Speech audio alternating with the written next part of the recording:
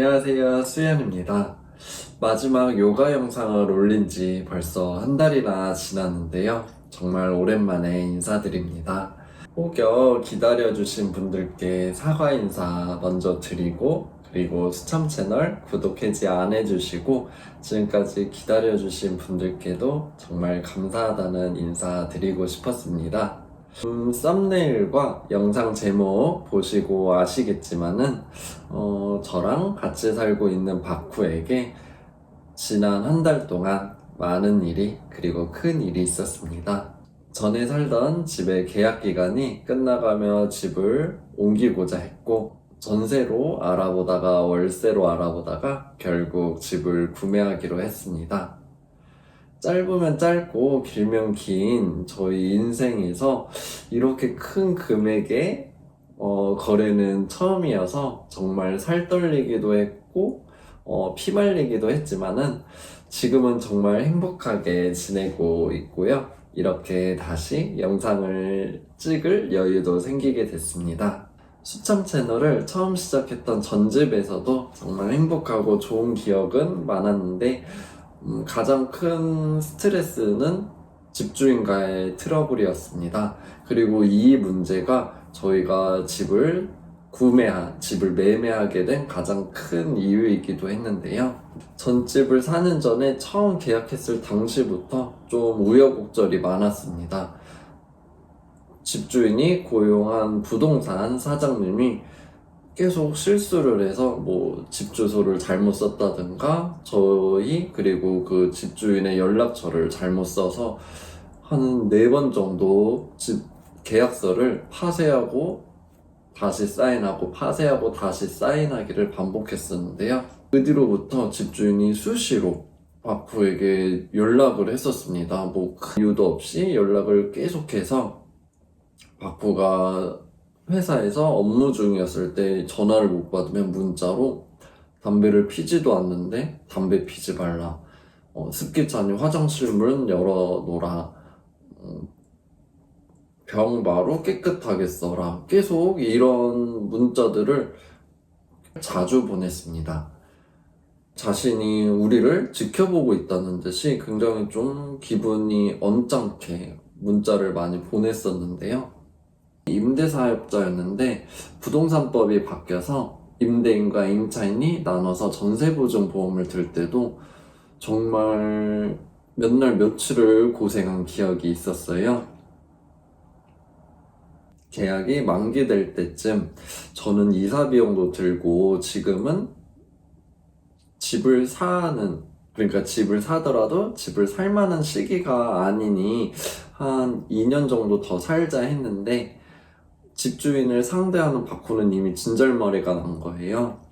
그러던 중 계약 만기 한 3달 전쯤에 옆집이 굉장히 시끄러웠었어요. 저녁 시간쯤에 한 옆집에 공사하시는 분이 저희 집에 찾아오셔서 지금 누수공사 중이어서 벽을 다 뜯어냈다고 하시더라고요. 그래서 한번 보러 오시라고 이렇게 찾아왔었습니다. 그래서 옆집에 가서 보니까 벽을 드러냈으니까 저희 집 쪽 벽이 보일 거 아니에요. 근데 그 벽에 하얗게 곰팡이가 다 슬어 있었어요. 그리고 이게 분명히 나중에 문제가 될 테니 지금 바로 집주인한테 연락을 하자. 그렇게 해서 시간이 늦어서 저희가 문자로 남겨놨습니다. 지금 옆집에 누수가 있어서 누수 공사를 했고 저희 집 벽을 봤는데 곰팡이가 많이 쓸어 있었습니다 라고 이제 문자를 보내놨는데, 연락이 그날은 없었고 다음날 바쿠가 회사에 출근해 있는 동안 전화가 왔었는데, 대뜸 그걸 왜 지금 말하냐며 막 화를 내길래 바쿠가 저희도 그 사실을 알자마자 바로 문자를 보내놨었다. 누수가 생겨 확인하고 현장 가서 보고 바로 연락을 드린 거다. 그렇게 말을 해도 문제가 생기면 바로 연락해야 하는 거 아니냐 막 이런 식으로 진짜 벽이랑 이야기하는 것처럼 대화가 되지를 않는 거예요. 옆집이 누수가 발생했다고 몇 번이나 말을 했는데도 윗집에서 누수가 생겼으니 지금 천장에서 물이 새는 거냐, 물이 흐르는 거냐, 지금 물바다가 돼 있냐, 이런 식으로 계속 긴 시간 전화를 하길래 이제 바꾸어 끊으려고 하니까는 결국 하는 말이 그래도 이제라도 알려줘서 고마워요 이런 식으로 하고 끊더라는 겁니다. 근데 거의 대부분의 대화가 이런 식이었어요.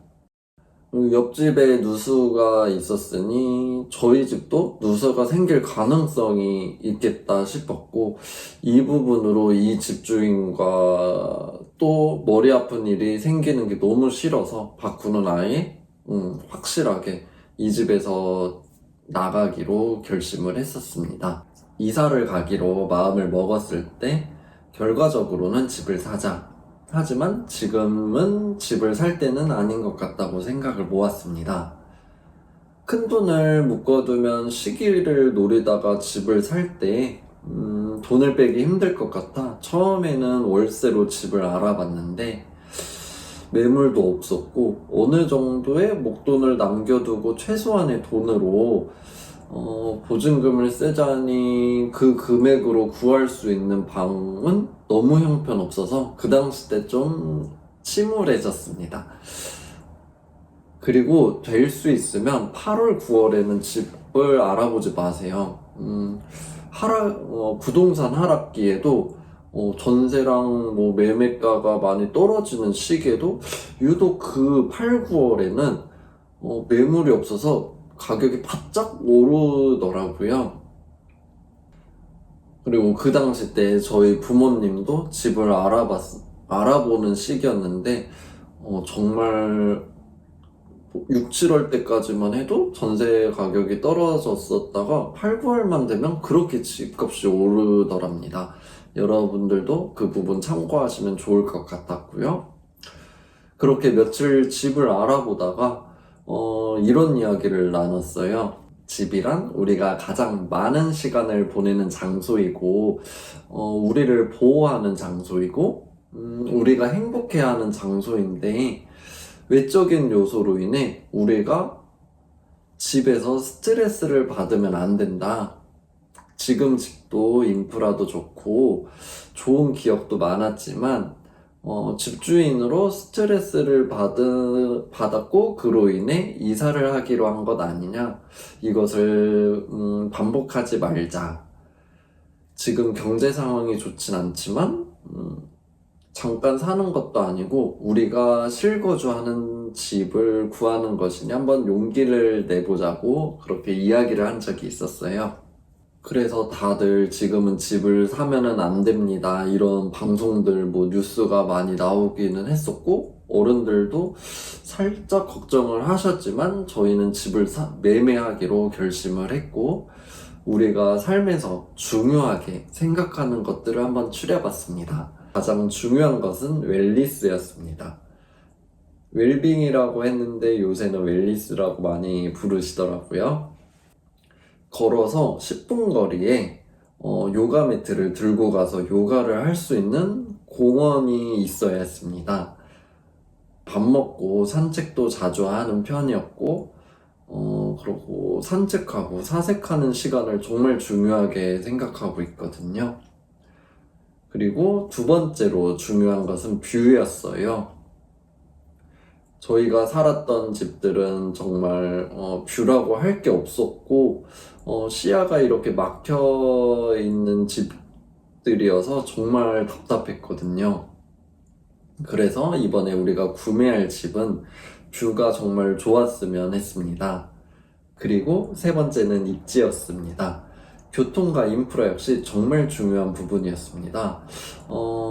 저희가 집을 구매하는 시기는 정말 역대급 최악의 부동산 암흑기이잖아요. 이 버블이 꺼지더라도 어느 정도의 가격 방어가 가능한 위치여야만 했습니다. 예를 들어 강남, 서초, 송파, 그리고 용산, 마포 위주로 집을 한번 알아봤었고, 그리고 저희가 혹여 무슨 일이 생겨서 집을 월세로 내놓게 되더라도 월세로 금방 집이 나갈 수 있는 그런 위치로 매물들을 좀 알아봤습니다.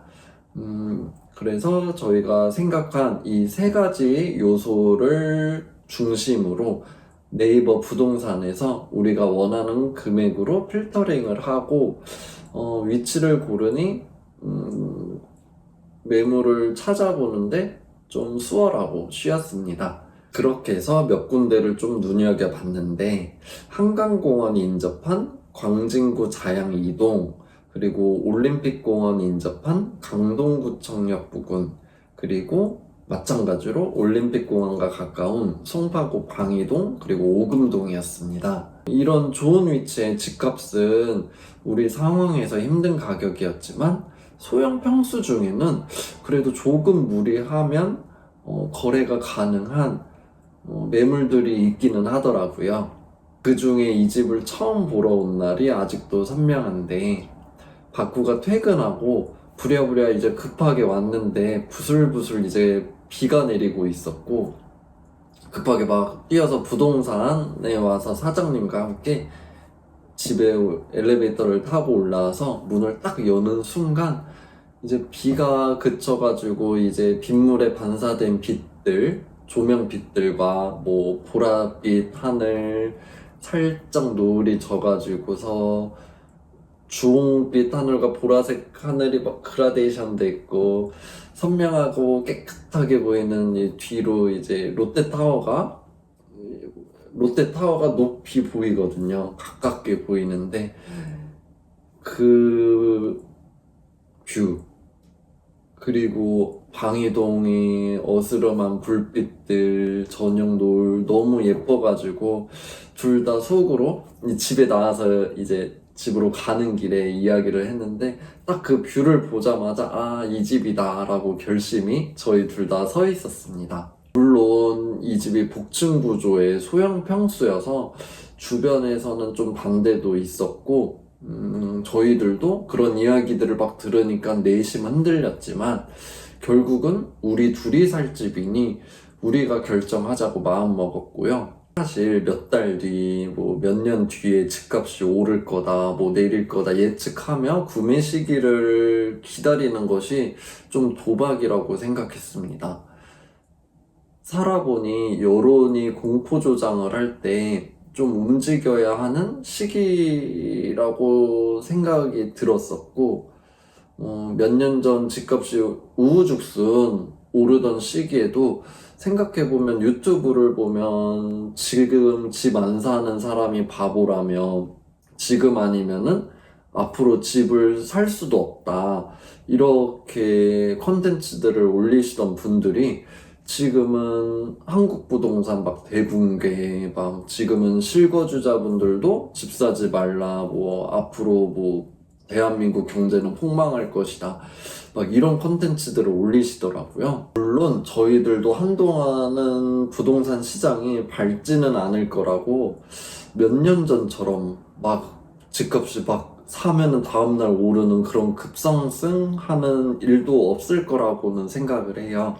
그렇기에 집을 살 때 남들의 이야기보다 자신에게 그리고 같이 사는 가족들에게 중요한 요소들을 명확하게 알고 집을 알아보는 게 중요하다고 생각했습니다. 뭐 저희 같은 경우는 웰리스, 뭐 가까운 곳에 공원, 뭐 한강, 뭐 그렇게 뭐 중랑천이나 뭐 장지천 같은 그런 천들이 있거나, 뭐 이제 자녀분들이 있으면 뭐 학군 이런 요소들이 있을 거 아니에요? 그런 부분들을 확실하게 알고 그것을 중점으로 이제 필터링을 해서 매물들을 알아보면 좋지 않을까 생각합니다. 그리고 오히려 이렇게 다들 집을 안 사는 분위기이기에 집값 그리고 부동산 복비를 이렇게 협상해서 좋은 가격에 절충할 수 있었다고 생각을 해요. 물론 여러분들에게 지금 집을 사세요 이런 것은 절대 아니고, 다만 여러분들이 구매하는 집은 여러분들이 만족할 수 있는 집이기를 바라서 드리는 말씀입니다. 자신과 그리고 가족들이 집에서 어떤 부분에서 행복을 느끼는지 잘 생각을 해보면은 좋은 집을 찾을 수 있지 않을까, 그리고 좋은 시기를 찾을 수 있지 않을까 생각이 들었고요. 지금 요가 컨텐츠에서 부동산 이야기 하니까 좀 웃기기는 한데, 지금 이사한 지 한 달도 안 돼서 정리가 완벽하게 되지는 않아가지고 저희 집이 너무 귀엽고 이뻐서 좀 보여드리고도 싶은데 아직은 좀 민망스러운 단계고요. 지금까지는 너무 만족하며 행복하게 지내고 있습니다. 집을 구매하면서 저도 좀 안정적인 수입이 필요해서 프리랜서직을 잠시 내려두고 안정적인 급여를 받을 수 있는 약간 명상에 관련된 직장을 지금 구했고 다니고 있는지 이 집을 산 시기와 비슷하게 됐거든요. 그래서 지금 한동안 영상을 못 올렸습니다. 그리고 앞으로도 제가 얼마나 자주 올릴지는 확실하게 말씀드리기는 좀 어려울 것 같고요.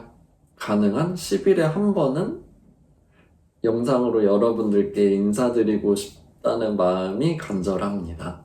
앞으로도 좋은 인연이 계속 이어져서 구독자분들과 저희 수참 채널 계속 좋은 관계가 오랫동안 유지되고 이어졌으면 좋겠습니다.